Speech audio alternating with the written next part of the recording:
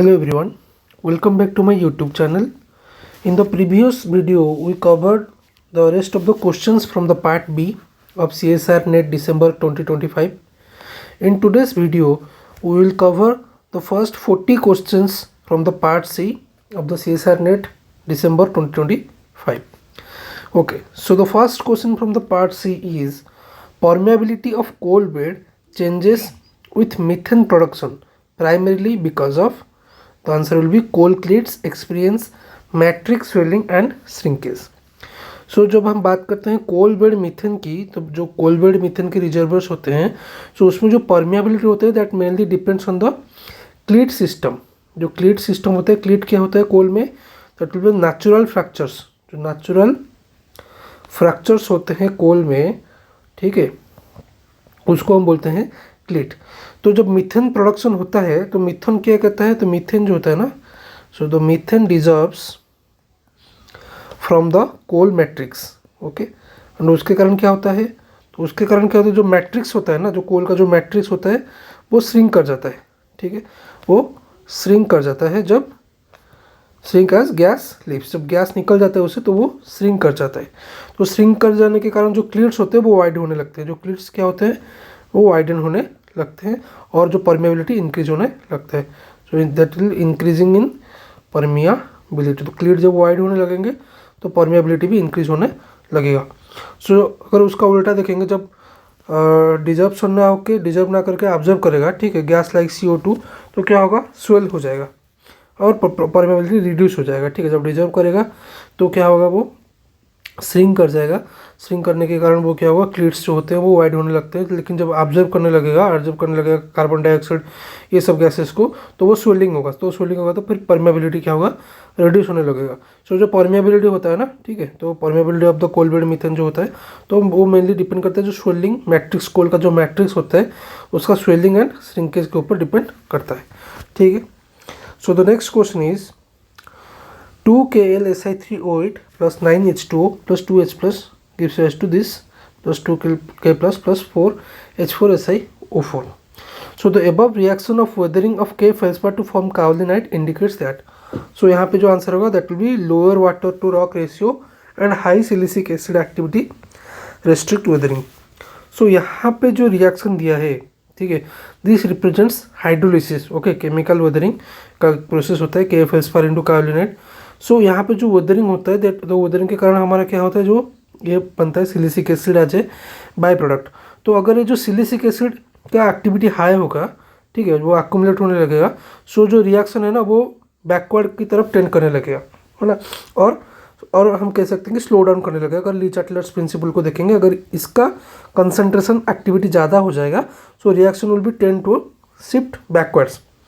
सो efficient weathering क्या होता है, जब एफिशिएंट वेदरिंग को चाहिए क्या, रिमूवल ऑफ डिजॉल्व सिलिका, है ना, जो कि high water to rock ratio condition में ही होता है. तो यहाँ पे low water to rock ratio चाहिए क्योंकि सिलिका एक्यूमुलेट्स हो रहा है और वेदरिंग रेस्ट्रिक्ट हो रहा है.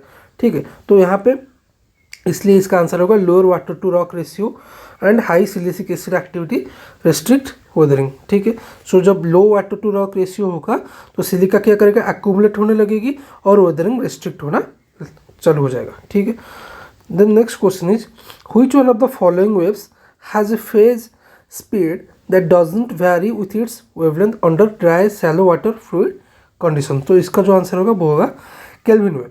ठीक है, सो जो dry shallow water fluid condition यहाँ पे दिया है ना, dry shallow water fluid condition, तो वहाँ पे क्या होता है, जो केल्विन वेव्स होते हैं वो नॉन डिस्पर्सिव होते हैं. सो केल्विन वेव्स जो होते हैं ना वो क्या होते हैं, नॉन डिस्पर्सिव होते हैं. ठीक है, दैट मीन्स क्या, इसका मतलब क्या होता है नॉन डिस्पर्सिव का मतलब, तो नॉन डिस्पर्सिव मतलब कि ये जो केल्विन वेव्स की जो फेज का स्पीड होगा ना, that doesn't depend on wavelength. तो फेज स्पीड डज नॉट, ठीक है, does not depend on wavelength. ठीक है, तो यहाँ पे पूछा which one of the following waves has A phase speed that does not very with its wavelength. ठीक है, तो ये नॉन डिस्पर्सिव होते तो ये वेवलेंथ के ऊपर डिपेंड नहीं करते, तो केल्विन वेव होगा आंसर. ठीक है, तो इतना समझ में आ गया.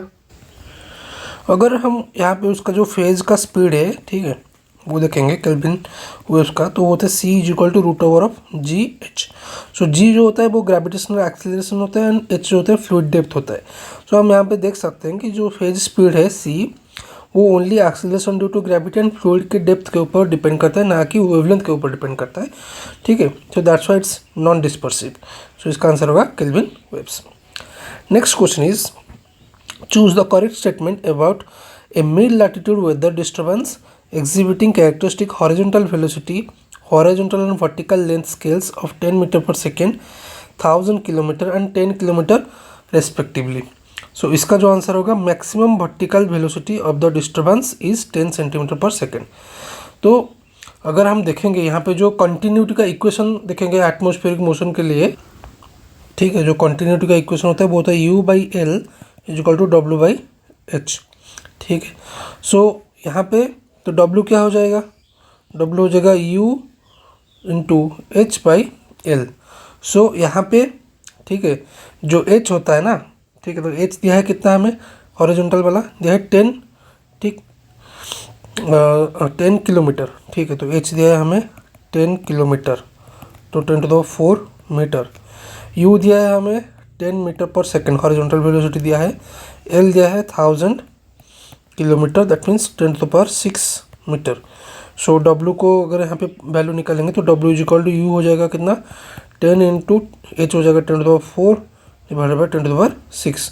सो इसका जो आंसर हो जाएगा वो कितना होगा, 0.1 metre per second which is equal to 10 centimetre per second. So इसका जो आंसर होगा 10 सेंटीमीटर पर सेकेंड होगा, जो मैक्सिमम वर्टिकल वेलोसिटी होगा। ठीक है, so the next question is match the landform feature in column 1 with the processor structure in column 2। ठीक है, सो यहाँ पे अगर हम देखेंगे जो दामोदर वैली है, ठीक है, दामोदर वैली क्या है, एक रिफ्ट बेसिन है, तो आंसर ए हो जाएगा 3, तो पहला वाला ऑप्शन हो जाएगा। तो फिर भी देख लेते हैं, तो धाला इम्पैक्ट स्ट्रक्चर है, ठीक है, वो एक इन्वर्सन ऑफ रिलीफ होता है। ठीक है, तो ये हो जाएगा। नेक्स्ट है तिस्ता रिवर जो होता है वो इनग्रोन मैंडरो हो जाएगा। ठीक है, और जो है नोहाकली फॉल्स जो होते हैं वो एक हेडवर्ड इरोजन हो जाएगा। So answer will be option A. Next is choose the statement that does not correctly describe the Manning's equation, जहाँ पे v is equal to velocity दिया है। ठीक है, सो पहले हम देखते हैं कि जो मैनिंग्स इक्वेशन होता है वो क्या होता है। ठीक है, so according to Manning's equation v is equal to 1/n r to the power 2/3 s to the power 1/2। तो जहाँ पे v होता है हमारा वेलोसिटी, ठीक है, और n होता है जो मैनिंग्स रफनेस कोएफिशिएंट होता है, r जो होता है वो हाइड्रोलिक रेडियस होता है, हाइड्रोलिक रेडियस होता है, और s जो होता है वो होता है चैनल स्लोप होता है। तो यहाँ से हम देख सकते हैं, तो एक एक स्टेटमेंट को देखेंगे। So v is inversely proportional to the Manning's roughness coefficient. ठीक है, सो v और n इनवर्सली प्रोपोर्शनल है, तो ये वाला ऑप्शन तो सही है, तो डज नॉट करेक्ट पूछा है। v increases with 2/3 power of flow depth. ठीक है, तो ये भी सही है। ठीक है, हाइड्रोलिक रेशियो जो रेडियस के साथ 2/3 पे जा रहा है, तो ऑप्शन में लेकिन जो आंसर की में वो ऑप्शन 2 और 4 दिया है। ठीक है, लेकिन यहाँ पे जो आंसर होगा वो होगा ओनली 4।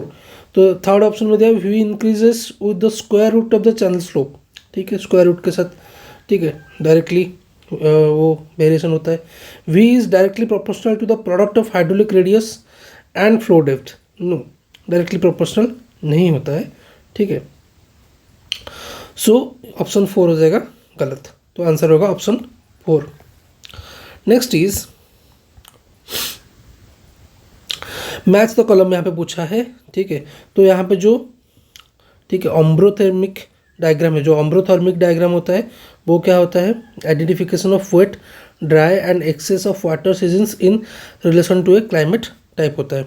ठीक है, और जो क्लाइमोग्राफ होते हैं, ठीक है, वो क्लाइमोग्राफ्स क्या होते हैं, तो क्लाइमोग्राफ्स होते हैं जनरली हमारा wet bulb temperature, degree Fahrenheit and relative humidity होता है।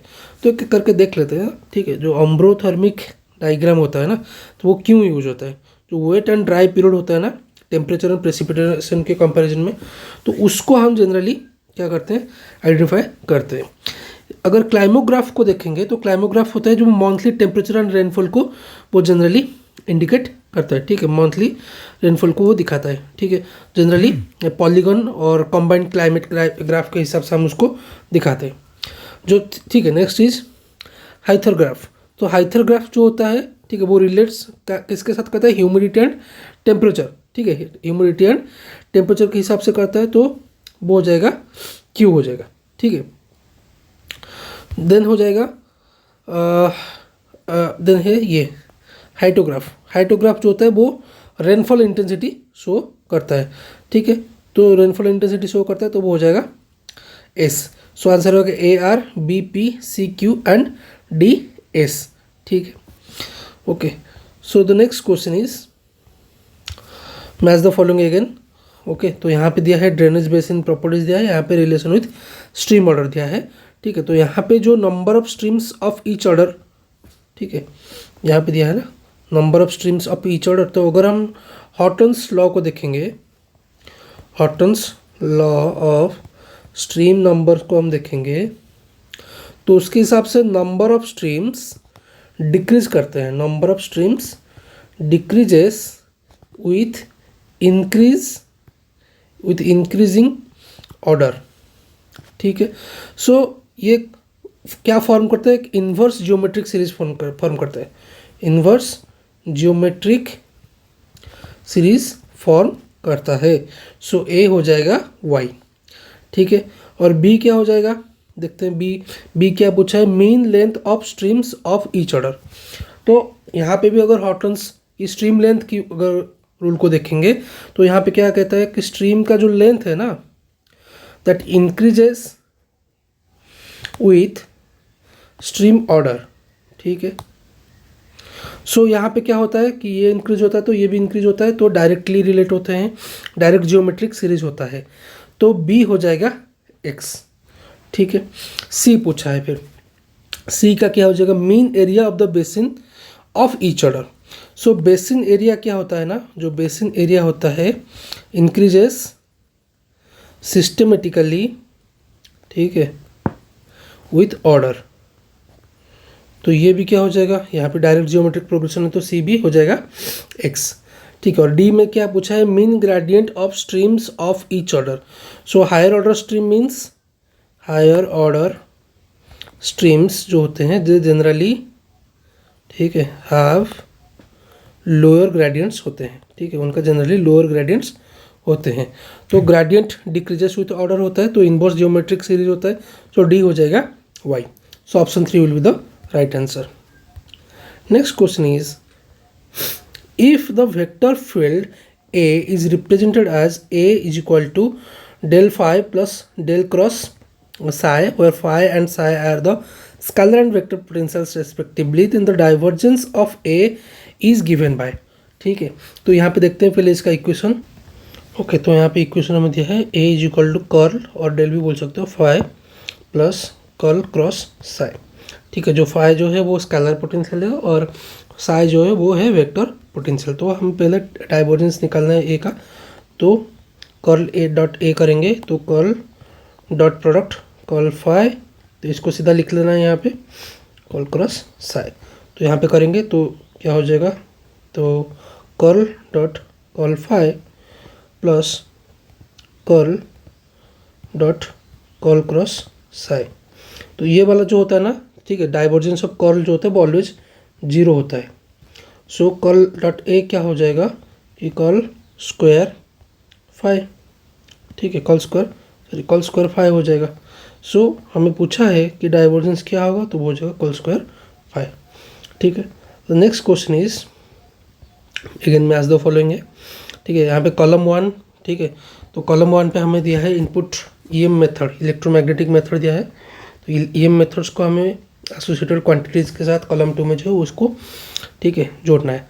तो इनपुट इलेक्ट्रोमैग्नेटिक मेथड जो होता है वो होता है early and let time apparent resistivity. तो टाइम डोमेन इलेक्ट्रोमैग्नेटिक जो होता है ना एक्सप्लोरेशन, उसमें क्या हम मेजरमेंट करते हैं कि जो इंटरप्रिटेशन होता है ना in terms of early time and let time apparent resistivity का होता है, तो पी हो जाएगा डी, ठीक है। और जो वीएलएफ मेथड होता है, ठीक है, तो वो होता है डीप एंगल मेजरमेंट, क्योंकि जो very low frequency electromagnetic method होता है ना, उसमें हम कॉमनली किसको मेजर करते हैं, टिल्ट एंगल और deep angle of induced field को हम मेजर करते हैं। तो क्यू हो जाएगा बी। ठीक, next is airborne electromagnetic method. ठीक है, तो उसमें हम जनरली रोटेटिंग और रोटरी इलेक्ट्रोमैग्नेटिक फील्ड को यूज करते हैं। तो ये हो जाएगा, आर हो जाएगा ए। देन एमटी मेथड, ठीक है, जो मैग्नेटोटेलुरिक मेथड होता है, तो उसमें जनरली हम स्टैटिक शिफ्ट इफेक्ट्स को, ठीक है, देखते हैं। तो एस हो जाएगा c. So answer will be 2। Next is cloud x forms over land while cloud y forms over the ocean with the same amount of liquid water content. It is very likely that, ठीक है। सो यहाँ पे answer होगा number of cloud droplets in X greater than Y. क्यों होगा? सो जो land के ऊपर जो क्लाउड है, ठीक है, सो लैंड के ऊपर कौन सा क्लाउड है, वो है एक्स। तो उसमें क्या होंगे, उसमें मोर एरोसोल्स होंगे, ठीक है। और जो कंडेंसेशन न्यूक्लियर होगा ना, वो भी होगा कंडेंसेशन न्यूक्लियर, जैसे कि डस्ट वगैरह हो गया, पोल्यूशन, स्मोक हो गया। सो यहाँ पे क्या होगा कि मोर कंडेंसेशन, क्लाउड कंडेंसेशन न्यूक्लियर होगा। तो यहाँ पे हाई सीसीएन होगा, ठीक है, हाई सीसीएन होगा। तो एज ए रिजल्ट इसका क्या होगा कि larger number of cloud droplets over land हमारा फॉर्म होंगे, ठीक है। तो दोनों में बराबर के वाटर कंटेंट है, यहाँ पे लिखा है ना कि दोनों में बराबर के लिक्विड वाटर कंटेंट एक्स और वाई में है। सो लैंड क्लाउड्स में क्या होंगे कि ज़्यादा वो न्यूमरस होंगे और स्मॉल साइज ड्रॉपलेट्स होंगे, ठीक है। लेकिन ओवर ओशंस वाई में क्या होगा, उसमें फ्यूअर सीसीएन होगा, ठीक है। तो यहाँ पे कम होंगे, फ्यूअर बट लार्जर ड्रॉपलेट्स होंगे, फ्यूअर बट लार्जर ड्रॉपलेट्स होंगे। तो इसलिए नंबर ऑफ क्लाउड ड्रॉपलेट्स कहाँ पे, एक्स में ज़्यादा होंगे, लेकिन वो छोटे छोटे होंगे, ठीक है। तो ये हो जाएगा आंसर। नेक्स्ट इज ओके, तो यहाँ पे पूछा in the following diagram alphabets represent strata and the symbols indicate fossils, ठीक है। तो यहाँ पे देखते हैं क्या होता है आंसर। ओके, तो यहाँ पे हमें एक स्ट्राटिग्राफिक कॉलम दिया है। तो हमें क्या करना है कि फर्स्ट अपीयरेंस डाटम और लास्ट अपीयरेंस डाटम जो है ना, इसे सिम्बलाइज किया गया यहाँ पे। तो कौन से स्ट्राटा में वो होंगे, ठीक है, वो स्ट्राटिग्राफिक कॉलम को देख के हमें मैच करना है, ठीक है। तो यहाँ पे पूछा है कि first appearance datum of slash, जो स्लैश सिंबल कहाँ पे पहला अपेयर हुआ है, ई वाले लेयर में अपेयर हुआ है। तो एफ.ए.डी ऑफ स्लैश जो है वो कहाँ, ये वाला फॉसिल जो है वो कहाँ पे होगा, ठीक है, वो हो जाएगा डब्लू, ठीक है। सो पी हो जाएगा डब्लू, ओके, क्योंकि यहाँ पे जो ई वाला स्टार्ट है तो उसको डब्लू से रिप्रेजेंट किया गया है। तो ये हो जाएगा, पी हो जाएगा हमारा डब्लू। फिर पूछा है LAD last appearance datum of x. तो एक्स जो है वो हमारा कहाँ पे है, पहले देख लेते हैं। डी में है, सी में है और बी में है। तो बी में लास्ट अपीयर हुआ है। सो बी को कहाँ है, टी है, तो हो जाएगा क्यू हो जाएगा हमारा टी, ठीक है। Next is first appearance datum of I. तो आई पहले कहाँ पे अपीयर हुआ है, तो वो हो जाएगा पहले अपीयर हुआ है सी में, तो मतलब वो हो जाएगा यू, तो आर हो जाएगा यू, ठीक है। फिर क्या पूछा है कि last appearance datum of O. तो लास्ट कहाँ पे वो अपीयर हुआ है, वो अपीयर हुआ है डी में, डी से अपीयर हो गया लास्ट में, ये डी। सो डी को यहाँ पे भी, ठीक है, तो P Q R S S हो जाएगा वी, ठीक है। तो option 2 will be the correct answer, ठीक है। यहाँ पे थोड़ा ट्रिकी है, ये वाले कॉलम को इससे रिप्रेजेंट किया है, तो इसको समझना है पहले, ठीक है। Next question is in the given EH/pH diagram at ambient surface conditions the upper stability limit of water indicates। so यहाँ पे जो upper stability limit of water होता है वो indicate करता है कि breakdown of water to release electrons, ठीक है। सो यहाँ पे जो डायग्राम दिया है ये एक EH/pH stability field of water है।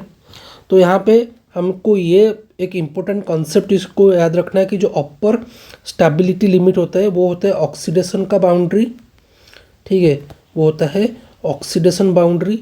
और जो लोअर स्टेबिलिटी लिमिट होता है वो होता है रिडक्शन बाउंड्री। इसको बस हमें याद रखना है, ठीक है। तो if the condition cross this limits so water decomposes. तो इसको हमें याद रखना कि इसको यहाँ से ऊपर आ जाएगा कि यहाँ से नीचे आ जाएगा, तो वाटर क्या हो जाएगा, डिकम्पोजेस हो जाएगा। सो पहले देखते हैं जो अपर स्टेबिलिटी लिमिट होता है वहाँ पे क्या होता है। सो हाई EH कंडीशन होता है, ठीक है, हाई EH कंडीशन होता है तो ऑक्सीडाइजिंग कंडीशन होता है। सो वाटर क्या करता है, इलेक्ट्रॉन को लूज करता है और प्रोड्यूसेस ऑक्सीजन। तो यहाँ पे इलेक्ट्रॉन लूज होता है, ठीक है, एंड ऑक्सीजन, ठीक है, प्रोड्यूसेस होता है, ठीक। सो दिस ब्रेकडाउन, जो यहाँ पे जो ब्रेकडाउन ये हुआ ना, तो वाटर टू रिलीज इलेक्ट्रॉन्स, तो यहाँ पे ऑक्सीडेशन हुआ, तो इलेक्ट्रॉन रिलीज किया ना, तो यहाँ पे क्या बोलते हैं, ऑक्सीडेशन प्रोसेस, ठीक है। सो यहाँ पे पूछा है कि अपर स्टेबिलिटी लिमिट जो होता है तो क्या होता है, तो वाटर ब्रेकडाउन होता है, ऑक्सीडेशन होता है, ठीक है, तो इलेक्ट्रॉन को वो रिलीज करता है, ठीक है। Next is over which of the following oceanic regions the primary production will peak 2 times in a year. तो इसका जो आंसर होगा वो होगा टेम्परेट रीजन्स पे। क्यों? क्योंकि जो प्राइमरी प्रोडक्शन होता है ना इन ओशंस, वो किसके ऊपर डिपेंड करता है, वो मेनली डिपेंड करता है सनलाइट के ऊपर, न्यूट्रिएंट अवेलेबिलिटी के ऊपर, ठीक है, इसके ऊपर, और स्ट्रैटिफिकेशन एंड मिक्सिंग के ऊपर डिपेंड करता है, स्ट्रैटिफिकेशन एंड मिक्सिंग के ऊपर डिपेंड करता है। तो टेम्परेट ओशंस में क्या होता है, जो टेम्परेट रीजन्स में जो ओशंस होते हैं, ठीक है, जनरली वहाँ पे क्या होता है ना, 2 प्रोडक्टिविटी पिक्स एनुअली देखने को मिलते हैं। एक होता है स्प्रिंग में, ठीक है, स्प्रिंग ब्लूम, जहाँ पे सनलाइट इंक्रीज होता है और न्यूट्रिएंट्स अबंडेंट रहता है आफ्टर विंटर मिक्सिंग, और एक होता है ऑटम में, ऑटम ब्लूम, जहाँ पे रीमिक्सिंग होता है न्यूट्रिएंट्स को आफ्टर समर स्ट्रैटिफिकेशन, एंड वहाँ पे स्टिल एडिक्वेट सनलाइट अवेलेबल होता है। तो इसका आंसर हो जाएगा टेम्परेट, ठीक है। बाईमोडल प्रोडक्टिविटी साइकिल होता है टेम्परेट ओशंस में, ठीक है। Next question is again match the column में। तो यहाँ पे जो पूछा है कि एज पूछा है, सिर्फ पंजल ट्रैप का जो एज है वो कितना है, 285 मिलियन ईयर। तो ए हो जाएगा वी। मलानी वोल्कानिक्स का क्या है, ठीक है, वो जगह 745 मिलियन ईयर, ठीक। और यहाँ पे जो सिल्हेट ट्रैप है उसका जो एज होगा 116 मिलियन ईयर हो जाएगा, ठीक। और यहाँ पे जो डालमा ट्रैप्स है वो हो जाएगा 1700 मिलियन ईयर, और जो अम्बा डोंगर कार्बोनेटाइट्स है तो उसका जो एज हो जाएगा वो होगा 65 million year. So option 3 will be the correct answer. Simply age को लेकर पूछा है तो इसको हम डायरेक्टली जोड़ सकते हैं। Next question is how could the high ambient salinity affect the buoyancy of pelagic sediments.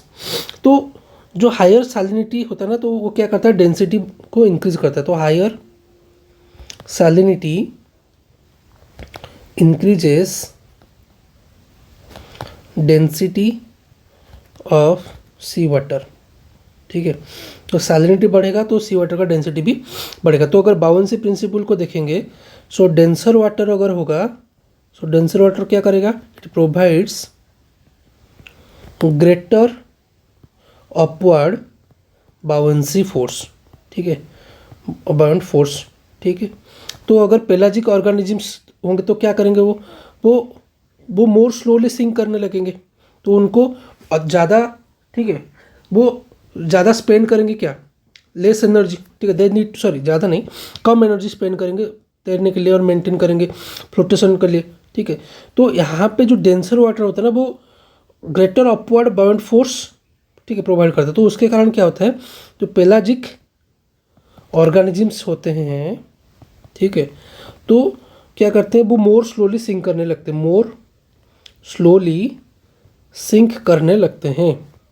तो उनको लेस एनर्जी स्पेंड करना पड़ता है स्विमिंग करने के लिए और फ्लोटेशन को मेंटेन करने के लिए। So that's why the answer will be organism spend less energy to avoid sinking in water of high salinity, ठीक है। नेक्स्ट क्वेश्चन इज, यहाँ पे असर्शन और रीजन पूछा है।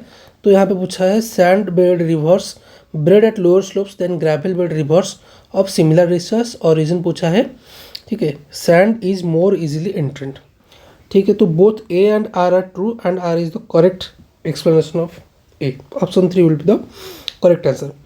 तो यहाँ पे देखेंगे, पहले यहाँ पे पूछा कि जो सैंड बेड रिवर होते हैं, ठीक है, जो सैंड पार्टिकल्स होते हैं वो फाइनर होते हैं एंड ईजियर टू ट्रांसपोर्ट होते हैं।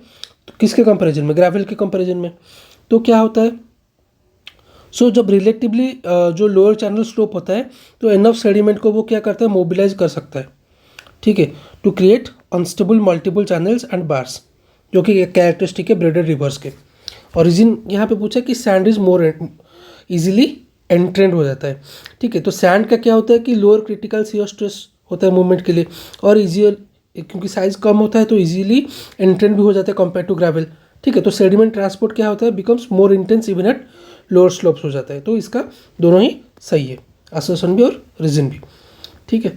नेक्स्ट क्वेश्चन इज, यहाँ पे एक न्यूमेरिकल पूछा है, the order of accuracy of the centre finite difference approximation. तो इस इक्वेशन का पूछा है, क्या होगा देखते हैं। तो इस इक्वेशन को, ठीक है, ऑर्डर ऑफ एक्यूरेसी निकालना है, हम यूज करेंगे टेलर सीरीज। ठीक है, टेलर सीरीज को यूज करके ऑर्डर ऑफ एक्यूरेसी को कैलकुलेट करेंगे। तो पहले यहाँ पे जो एक एक टर्म है इसको एक्सपांड करते हैं। तो function of x0 plus H, तो ये क्या हो जाएगा, F x0 plus H F dash x0 plus H square by 2 F double dash x0 plus H Q by 6 F triple dash x0 and so on, ऐसा जाएगा। फिर इस वाले टर्म को एक्सपेंड करते हैं, function of x0 minus H. ठीक है, तो इसको भी हम लिख सकते हैं ऐसे कि F x0 minus H F dash x0 plus H square by 2 F double dash x0 minus H Q by 6, ठीक है, F triple dash x0 and plus so on. ठीक है, तो इसको यहाँ पे न्यूमरेटर में सब्ट्रैक्ट करना है इन दोनों को। तो सब्ट्रैक्ट कर लेंगे, F x0 plus H minus F x0 minus H करेंगे, तो ये हो जाएगा 2h F dash x0 plus 2h Q by 6 F triple dash x0 plus so on हो जाएगा। तो इसके बाद क्या करना है, इससे हमें 2h को डिवाइड करना है, तो डिवाइड करेंगे 2h, तो F x0 plus H minus F x0 minus H divided by 2h करना है। तो यहाँ से अगर 2h कॉमन ले लेंगे तो 2h यहाँ से आ जाएगा, तो यहाँ पे 2h क्यू है, ठीक है, 2h क्यू है, तो यहाँ पे 2h आ जाएगा, तो h स्क्वायर रहेगा। ठीक है, तो क्या हो जाएगा आंसर, तो ये हो जाएगा F dash x0 plus H square by 6 F triple dash x0 plus so on.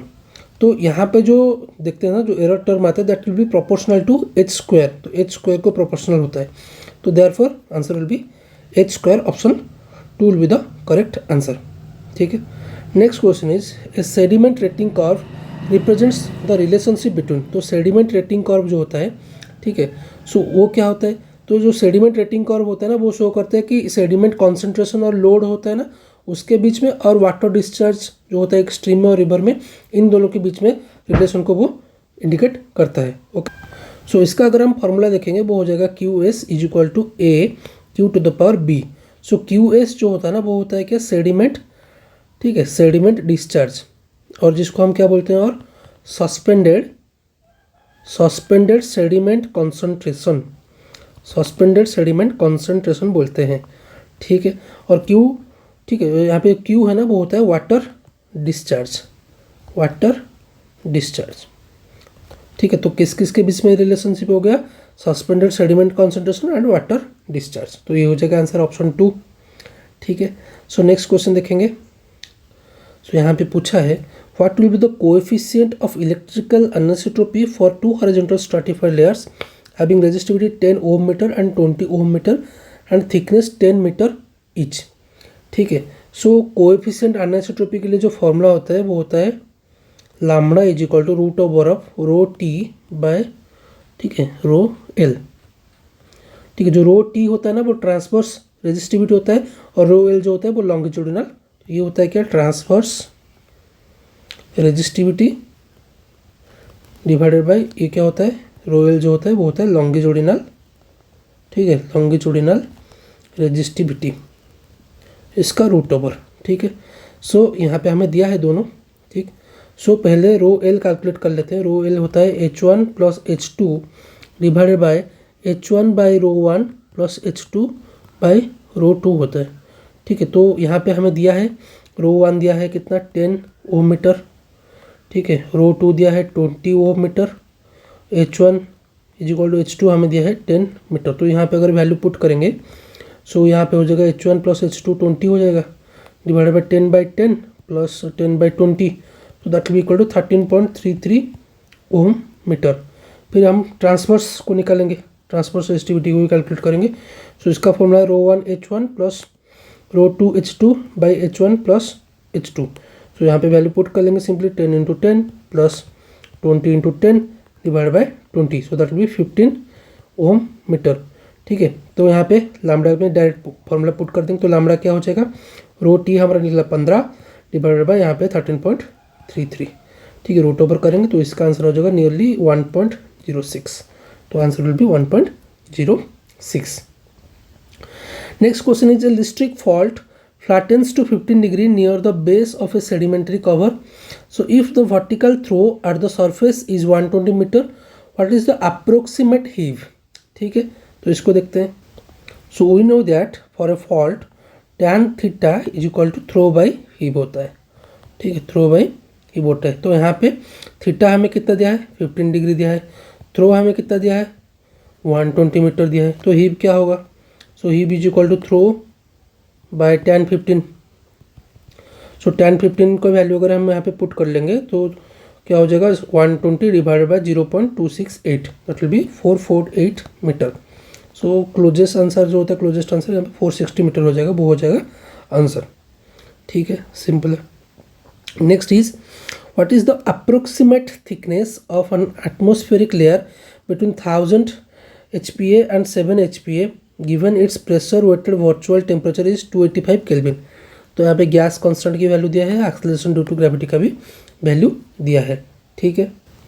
तो यहाँ पे सिंपली हम हिप्सोमेट्रिक इक्वेशन जो होता है, हिप्सोमेट्रिक इक्वेशन, तो उसका फॉर्मूला डायरेक्ट पुट करेंगे, तो होता है Z2 minus Z1 is equal to RD TB bar divided by G ln P1 by P2।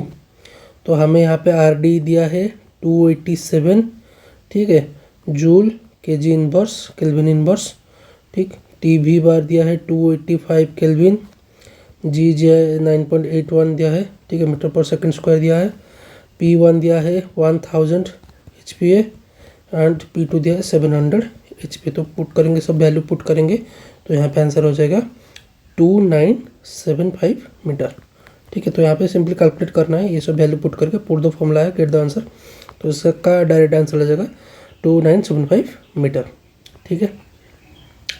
Okay, so the next question is, the 1D Schlumberger sounding data corresponding to 7 subsurface layers is given in the figure below.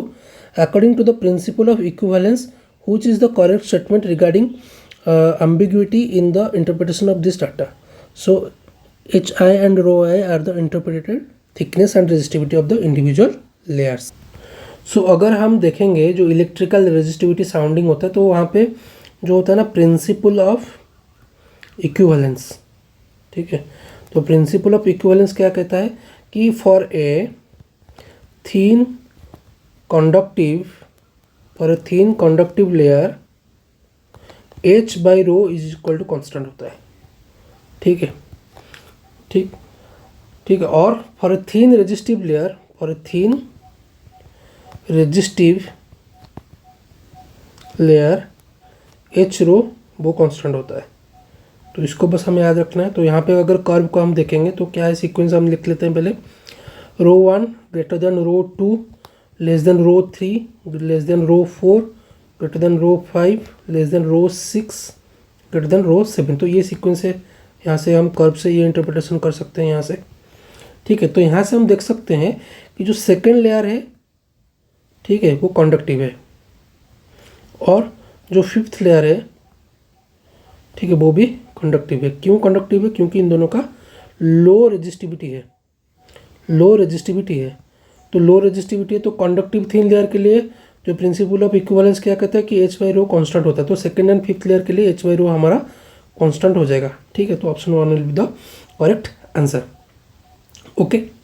So the next question is, which of the following statements best describes the behaviour of the saturated adiabatic lapse rate in the earth's troposphere. Okay, तो question में हमें पूछा saturated adiabatic lapse rate, saturated adiabatic, ठीक है, lapse rate के बारे में पूछा है। तो अगर हम कॉन्सेप्ट को यहाँ पे समझेंगे तो जो सैचुरेटेड एडियाबैटिक लैप्स रेट होता है वो कांस्टेंट नहीं होता है। क्यों नहीं होता है कांस्टेंट? क्योंकि जो लैटेंट हीट होता है, latent heat is released during condensation. So उसके कारण क्या होता है कि जो सैचुरेटेड एडियाबेटिक लैप्स रेट वो कांस्टेंट नहीं होता है। तो दो कंडीशन में देख लेते हैं, एक वार्म मॉइस्ट एयर में क्या होता है और एक कोल्ड ड्राई एयर में क्या होता है। ठीक है, तो यहाँ पे जो वार्म मॉइस्ट एयर होता है तो वहाँ पे क्या होता है, मोर वाटर वेपर जो होता है वो अवेलेबल होता है, more water vapour is available. So इसके कारण क्या होता है कि more latent heat is released during ascent. So cooling rate क्या होगा, डिक्रीज हो जाएगा, कूलिंग रेट डिक्रीज हो जाएगा। सो क्या हो जाएगा, तो इसके कारण क्या हो जाएगा, जो हमारा सैचुरेटेड एडियाबेटिक लैप्स रेट है वो स्मॉलर हो जाएगा। तो सैचुरेटेड एडियाबेटिक लैप्स रेट हमारा क्या हो जाएगा, स्मॉलर हो जाएगा। सिमिलरली कोल्ड ड्राई केस में देखेंगे तो यहाँ पे क्या होता है, लेस मॉइस्चर अवेलेबल होता है, लेस मॉइस्चर अवेलेबल होता है। तो इसके कारण क्या होता है, लेस लैटेंट हीट रिलीज होता है। सो यहाँ पे जो होता है सैचुरेटेड एडियाबेटिक लैप्स रेट क्या होता है ना, है ना, तो वो क्या होता है कि वो हाई रहता है जनरली। ठीक है, वो अप्रोच करता है to dry adiabatic lapse rate. ठीक है, तो option 2 will be the correct answer. यहाँ पे फिक्स्ड नहीं रहता है, पहला ऑप्शन तो ये गलत हो गया। ठीक है, तीसरा ऑप्शन में क्या होता है कि जो ये कहता है कि remains equal to the dry adiabatic lapse rate, नहीं, ये immediately after saturation above the जो LCL होता है ना, ठीक है, तो लैटेंट हीट अफेक्ट कर चुका होता है तब तक लैप्स रेट को, तो ये गलत हो जाएगा। ठीक है, तो ये बोल रहा है कि जो ये सैचुरेटेड है ना, सैचुरेटेड एडियाबेटिक लैप्स रेट जो है वो always larger than the observed environment lapse rate, not always. ठीक है, होता है लेकिन not always. So option 2 will be the more appropriate answer. Next question is, according to the Irvine model of chromite crystallization, which one of the following processes cannot lead to significant formation of chromite seams? So Irvine model of chromite अगर देखेंगे तो chromite seems जो होते हैं ना, इन layered mafic intrusion में form होते हैं, जहाँ पे मैग्मा जो होता है कि टेम्परली सैचुरेटेड होता है क्रोमाइट में। ठीक है, सो यहाँ पे क्या होता है कि कैसे फॉर्म होता है, तो पहले मैग्मा मिक्सिंग होता है, सिलिका कॉन्टामिनेशन होता है, हाई क्रोमियम कॉन्सेंट्रेशन होता है। सो यहाँ से तो इस तरह से वो फॉर्म होते हैं। तो पहला ऑप्शन देखिए, mixing of less evolve magma with evolve magma. ठीक है, सो इसके कारण क्या होता है कि ये ट्रिगर करेगा सुपर सैचुरेशन ऑफ क्रोमाइट को।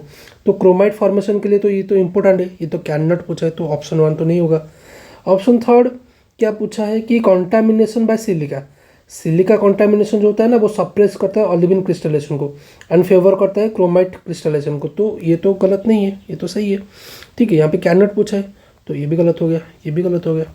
ठीक है, तो 4th ऑप्शन पूछा है कि higher initial chromium concentration in melt. ठीक है, तो मोर क्रोमाइट इन मेल्ट होगा तो वो चांसेस बढ़ेगा कि क्रोमाइट ज़्यादा प्रेसिपिटेशन हो गए, तो ये भी सही है, तो कैन नॉट नहीं होगा।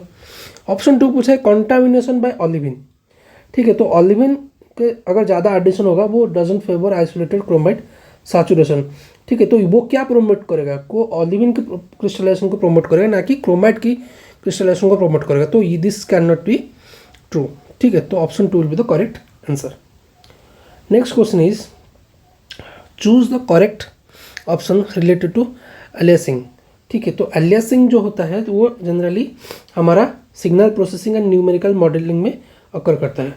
ठीक है, तो वहाँ पे क्या होता है ना, जो अनरिजॉल्व्ड वेव होते हैं that gets represented as the resolved wave. तो यहाँ पे जो कॉन्सेप्ट है उसको पहले समझते हैं। जो अलियासिंग है वो numerical modelling and signal processing में यूज होता है, सिग्नल प्रोसेसिंग में अकर करता है। कब अकर करता है, तो उसके 2 कंडीशंस है।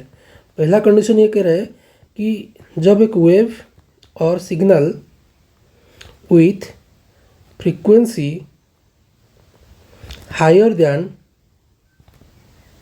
द सैम्पलिंग रिजोल्यूशन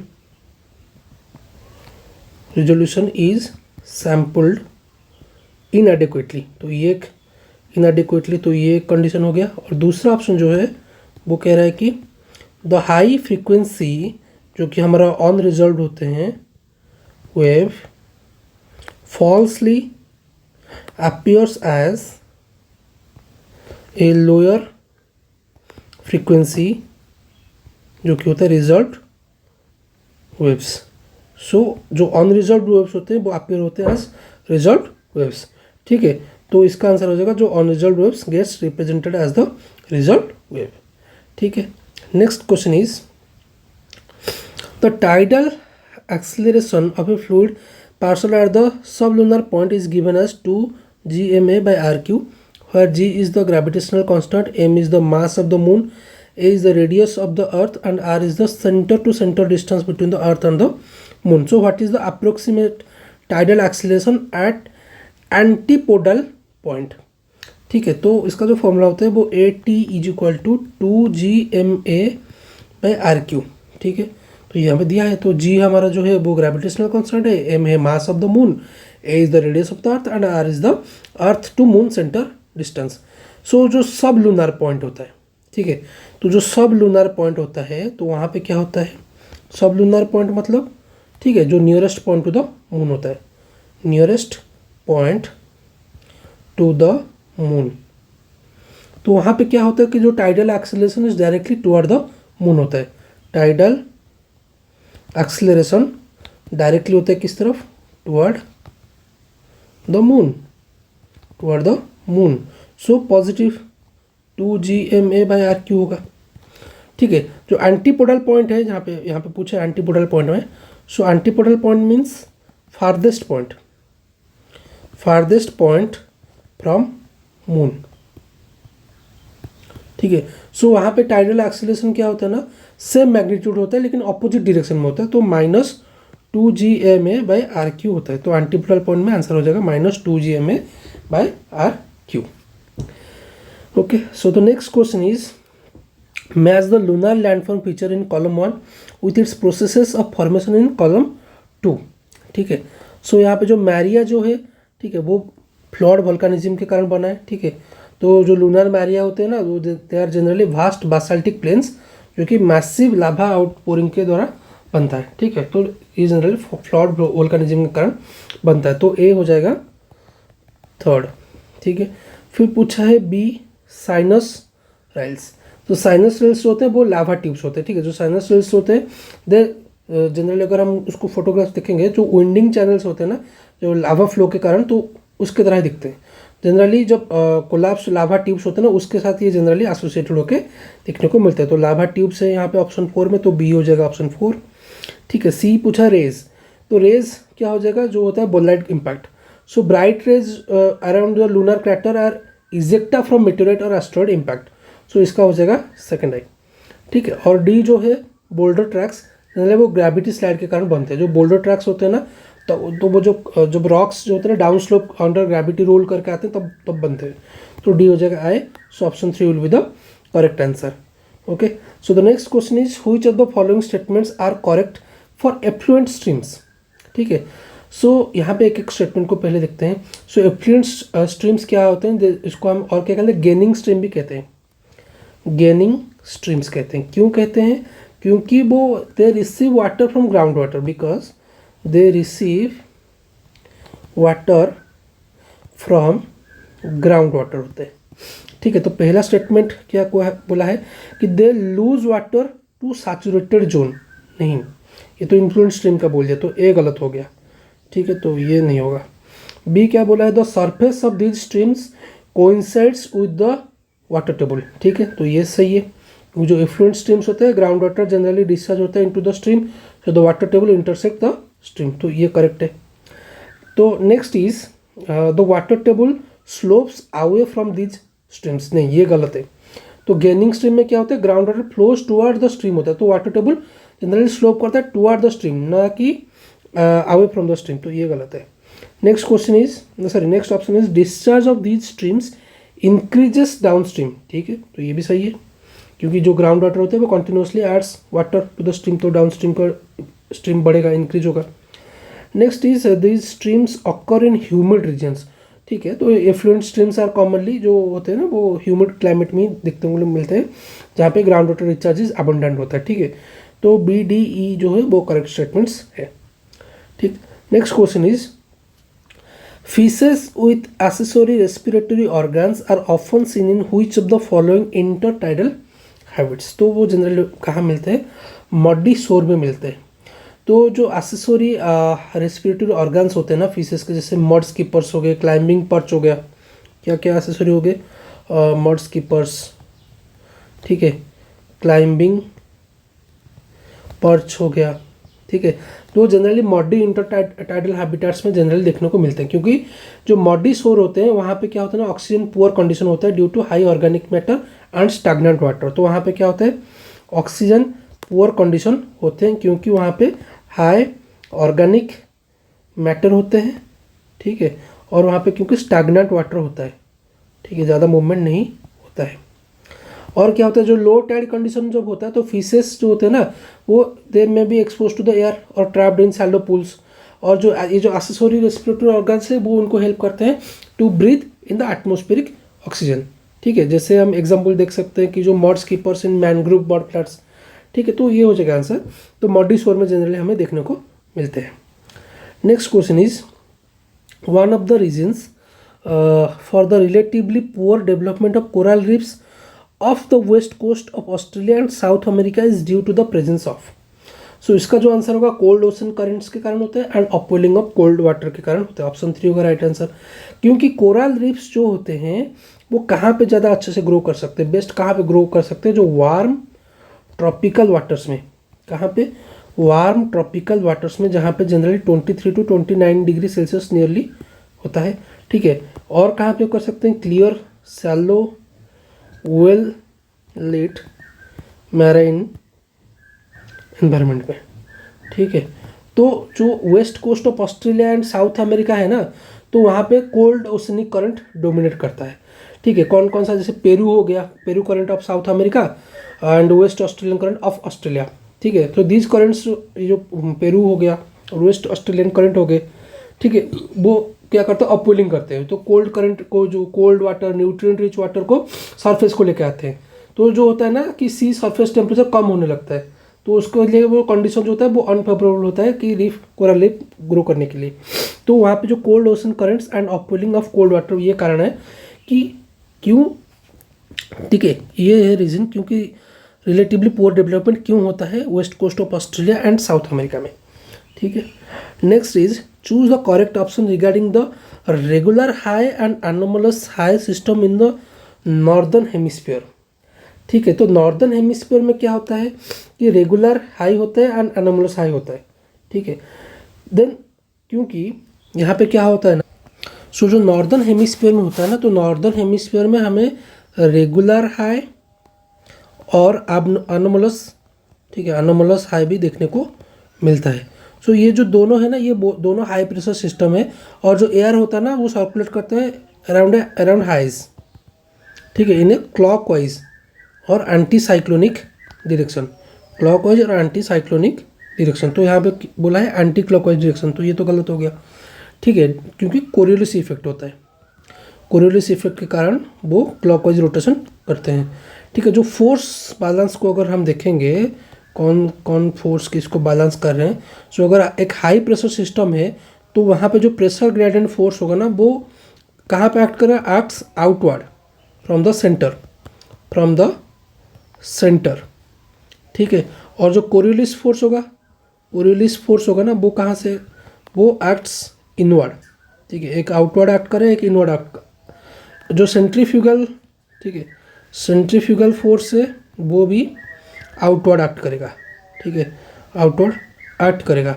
तो यहाँ पे क्या होता है कि यहाँ पे अगर देखेंगे एक आउटवर्ड एक इनवर्ड, और एक दो फोर्स आउटवर्ड को एक्ट कर रहे हैं, एक इनवर्ड को आउट कर रहे हैं, ठीक है। तो यहाँ पे पूछा है कि for both system the resultant of the centrifugal force and the Coriolis force balances the horizontal pressure gradient force, नहीं, ये गलत है। For both systems the resultant of horizontal pressure gradient force and Coriolis force balances the centrifugal force, नहीं, ये भी गलत है, ठीक है। लेकिन both systems have the same sense of clockwise rotation, ठीक है, क्लॉकवाइज रोटेशन तो है। So option 2 will be the correct answer, ठीक है।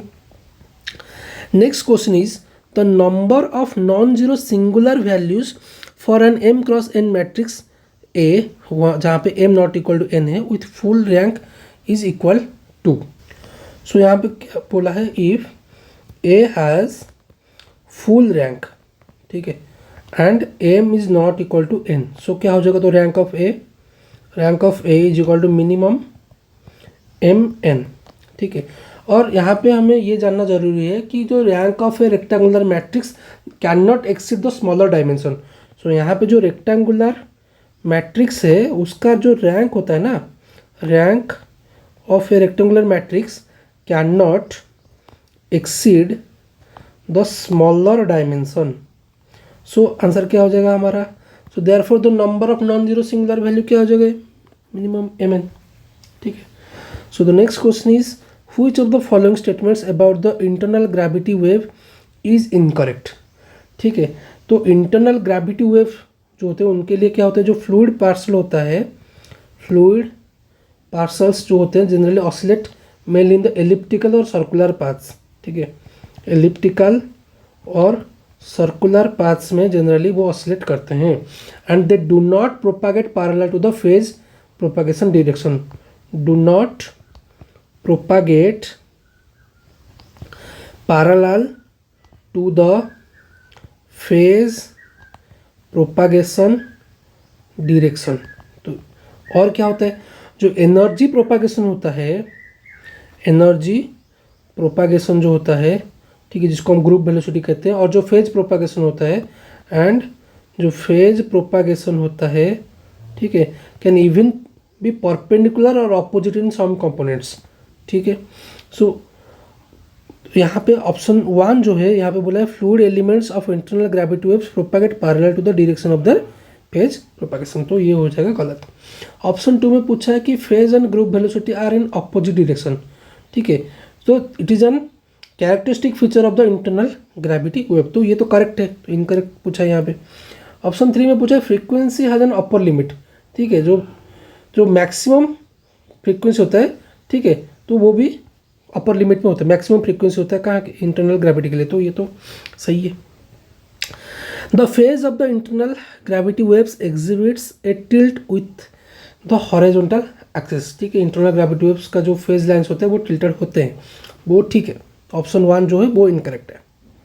Next question is consider the following statements, तो यहाँ पे स्टेटमेंट 1 और स्टेटमेंट ए और बी दिया है। स्टेटमेंट ए बोल रहा है कि inclusion of the frictional force in the geostrophic balance results in a cross isobaric flow with a component towards the lower pressure in the northern hemisphere। और statement B बोला है inclusion of the frictional force in the geostrophic balance results in a cross isobaric flow with a component towards the high pressure in the southern hemisphere. तो वहाँ पे दोनों statement को दिया है, तो करेक्ट ऑप्शन कौन सा है वो हमें पूछा है, ठीक है। तो अगर हम जियोस्ट्रोपिक फ्लो देखेंगे, ठीक है, तो जियोस्ट्रोपिक फ्लो को अगर देखेंगे तो वहाँ पे क्या होता है ना, जो pressure gradient force is balanced bye Coriolis force, और वहाँ पे क्या होता है, जो विंड होते हैं ना फ्लोज पैरेलल टू आइसोबार्स, ठीक है।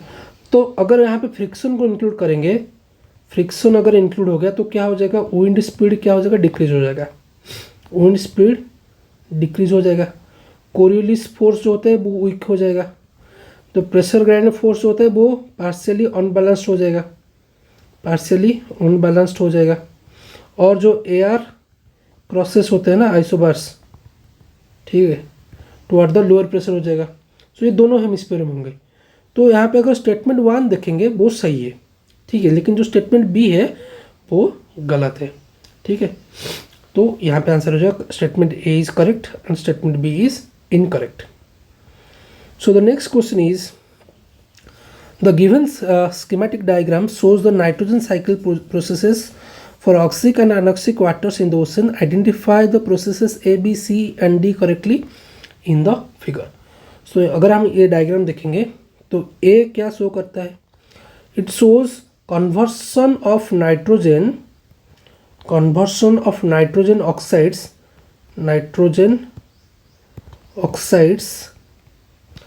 टू अंडर एनॉक्सिक कंडीशन, जो कि हमारा होता है डीनाइट्रिफिकेशन।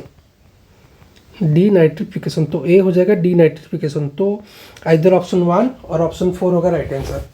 देखते हैं नेक्स्ट बी जो है वो क्या शो करता है, that shows reacting with to form, है ना, एनामॉक्स, ठीक है।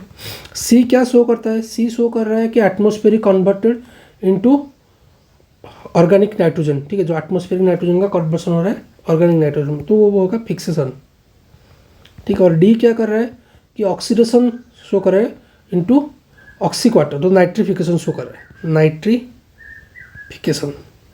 So option 4 will be the correct answer. Okay, so the next question is, if slope height doubles keeping other soil properties constant, factors of safety for frictional slope causing landslide. Okay, तो अगर हम देखेंगे तो अगर increasing slope height होगा, ठीक है, तो increasing slope height increases total overburden, total overburden stress. So इसके कारण क्या होता है कि लार्जर स्लोप्स में क्या होने लगता है कि उसमें लार्जर स्लोप्स जो होते हैं उसमें हायर स्ट्रेस, ठीक है, हायर शियर स्ट्रेस डेवलप होने लगता है, ग्रेटर डिफॉर्मेशन होने लगता है, ठीक है। और क्या होने लगता है, इसमें मोर पोर प्रेशर इफेक्ट पड़ने लगता है, ठीक है, मोर पोर प्रेशर इफेक्ट, ठीक है। और इसमें क्या होता है कि लार्जर पोटेंशियल फेल्यूर सक्सेस होता है, लार्जर पोटेंशियल फेल्यूर सक्सेस होने लगता है, ठीक है। सो अगर आप फ्रिक्शनलेस सॉइल देख रहे हैं तो वहाँ पे अगर जो प्रैक्टिकल फैक्टर ऑफ सेफ्टी होता है ना वो जनरली डिक्रीज होता है, इंक्रीज हाइट के साथ वो स्लाइटली डिक्रीज होता है, ठीक है। तो आंसर हो जाएगा slightly decreases.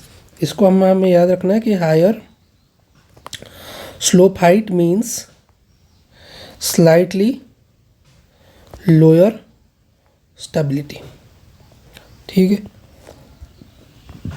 Next question is, choose the correct option related to the following vorticity equation applied in the northern hemisphere. Okay, तो यहाँ पे जो इक्वेशन दिया है इसको हम बोलते हैं बारोट्रोपिक एब्सोल्यूट वर्टिसिटी इक्वेशन, ठीक है। तो इसको हम देखते हैं पहले कि पहले हम देखेंगे नॉर्दर्न हेमिस्फीयर में, ठीक है, जो नॉर्दर्न हेमिस्फीयर है वहाँ पे जो अगर साइक्लोनिक मोशन अगर होगा, साइक्लोनिक मोशन के लिए जो जेटा है ना, ये वाला जेटा वो ग्रेटर देन 0 होगा। जेटा क्या होता है, relative वर्टिसिटी। So relative वर्टिसिटी greater than 0 होता है। अगर हम एंटी साइक्लोनिक मोशन देखेंगे नॉर्दर्न हेमिस्फीयर में, सो एंटी साइक्लोनिक मोशन के लिए ये जो जेटा है ना वो लेस देन 0 हो जाएगा। तो जब कन्वर्जेंस होगा, ड्यूरिंग कन्वर्जेंस हमारा क्या होगा कि del U by del X plus del V by del Y ये हो जाएगा लेस देन 0, ठीक है। सो ये क्या इंडिकेट कर रहा है कि यहाँ पे एब्सोल्यूट वर्टिसिटी इंक्रीज कर रहा है, ठीक है। सो अगर हम एंटी साइक्लोन की बात करेंगे तो एंटी साइक्लोन के लिए क्या हो रहा है, एंटी साइक्लोन के लिए zeta is negative, zeta is negative.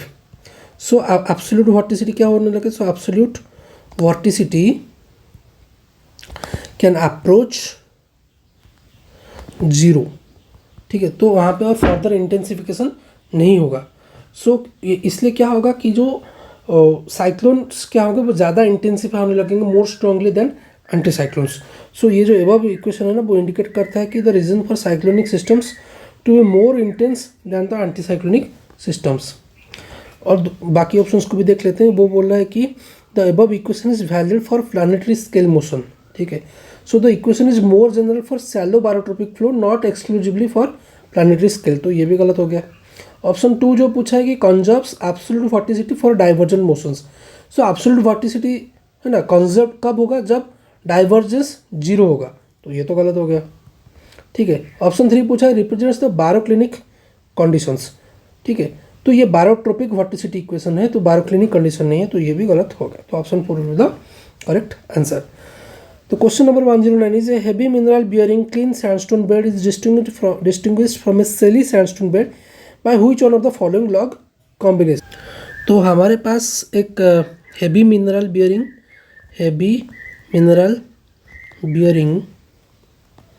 Clean sandstone है और हमारे पास एक सेली सैंडस्टोन है। तो जो हेवी मिनरल्स यहाँ पे होंगे, तो जो हेवी मिनरल्स के कारण हम यूज करेंगे यहाँ पे डेंसिटी लॉग। क्या यूज करेंगे? Density log. तो ठीक है, तो ऑप्शन 2 और 4 हो सकता है। तो एसपी लॉग यूज करेंगे या गामा रे लॉग यूज करेंगे? तो गामा रे लॉग क्या होता है ना, वो दोनों में हाई दिखाएगा। ठीक है कि ठीक है, तो यहाँ पे ज़्यादा सेली सैंडस्टोन में सेल में मतलब रेडियो एक्टिव एलिमेंट्स हो सकते हैं, यहाँ पे जिरकन वगैरह हो सकते हैं। तो दोनों में गामा रे का रेडिएशन ज़्यादा होगा, तो दोनों को हम ठीक है डिस्टिंग्विश नहीं कर सकते हैं सिंपली गामा रे के बेसिस पे। लेकिन जो एसपी लॉग है, तो क्लीन सैंडस्टोन में जो एसपी लॉग का डिफ्लेक्शन होगा, ठीक है, जो एसपी का डिफ्लेक्शन होगा ना, ठीक है, वो स्ट्रॉन्ग होगा। ठीक है, because it is permeable and clay free. लेकिन जो सेली सैंडस्टोन में जो एसपी का डिफ्लेक्शन होगा, ठीक है, जो एसपी का रेस्पॉन्स होगा वो सप्रेस होगा, क्योंकि वहाँ पे सेल और क्ले कंटेंट ज़्यादा होगा। तो अगर हम डिस्टिंग्विश कर रहे हैं तो हम यूज करेंगे density log and SP log को। Next question is an FFT fault trench triple junction is, तो answer will be stable only if the trench and one of the transform faults have the same trench. Okay, तो क्यों होगा? तो एक triple junction को stable होने के लिए क्या होगा? तो geometry of the 3 plate boundaries must remain unchanged with time. So जो एफएफटी जंक्शन होता है, तो 2 बाउंड्रीज या ट्रांसफॉर्म फॉल्स हो गए और एक ट्रेंच और सबडक्शन जोन हो गया।